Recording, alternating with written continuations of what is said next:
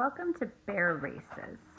To play this game, you're going to need a game board, a die, a marker for each player, and some math manipulatives. The basic directions are roll the dice once, subtract that number from 10.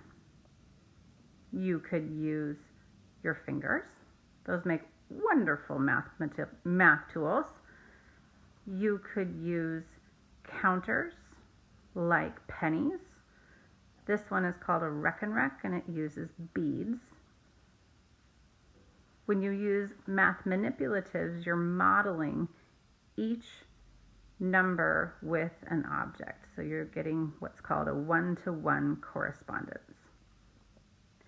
Sometimes you're going to have to reach disappointment and use some of your tools in your social emotional toolbox for dealing with disappointment. Maybe you'll have to wait out a turn. Maybe you'll have to go back spaces. Use positive self-talk and a growth mindset. For an easier version, roll the dice once and add 1. Use math manipulatives or your fingers to help you. You could also try another addition variation by rolling 2 dice and adding them together. While you can use math manipulatives, our eventual goal is to know it like a snap. So you could even try your snap facts.